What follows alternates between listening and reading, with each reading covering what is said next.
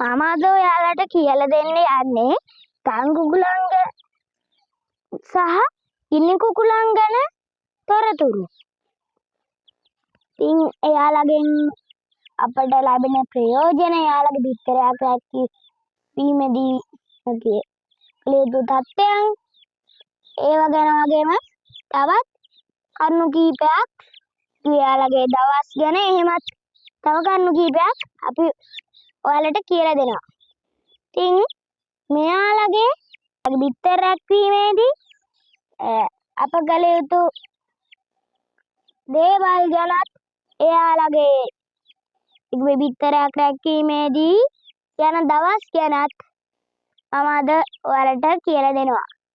ඉතින් මෙයාලගේ බිත්තර රැක්වනකොට මෙයාලට ආර්ද්‍රතාවය තියන්න ඕන 50%ක තියන්න ඕන ආර්ද්‍රතාවයක්.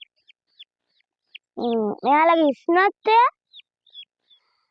37.5ක් අතර තියන්න ඕන. අපි නම් එහෙම තමයි තියන්නේ. ඉතින් තව මෙයාලගේ දැන් දවස් ගැන කිව්වොත් මෙයාලගේ බිත්තරේ රැක්කලා දවස් එයාලගේ දැන් මේ ගං කුකුලෙක්ගේ නම් 20ක් විතර යනවා දවස්. ගිනි කුකුලෙක්ගේ 28ක් යනවා. එතකොට දැන් 20ට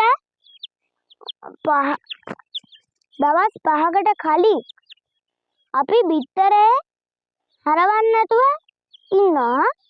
මොකද එතකොට පැටිය හැදිලා ටිකක් බිත්තරේ ඉන්නේ නිසා. ඒ වගේම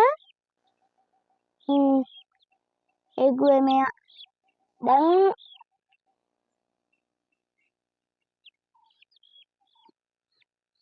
මෙයාලගේ බිත්තර දවසට දෙපාරක්වත් අපි හරවන්න ඕන.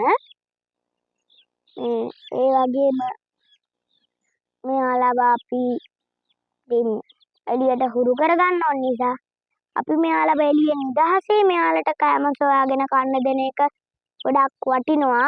මේ ඉන්නේ ගිනි කුකුල් පැටියෙක්. ඉතින් මෙයාලා බල්ලෙක් වගේ. ඉතින් නුපුරුදු කෙනෙක් දැක්කම මෙයාලා සද්දෙන් කෑ ගහනවා. ඉතින් ඊට පස්සේ මෙයාලා නයි ගැරන්ටි පාලනය කරනවා. ඒ වගේ අපිට ප්‍රයෝජන දෙනවා. මෙයාලා බල්ලෙක් විදිහටත් ඇති කරන්න පුළුවන්. මෙයාලා නුපුරුදු කෙනෙක් දැක්කම තදින් කෑ ගහනවා.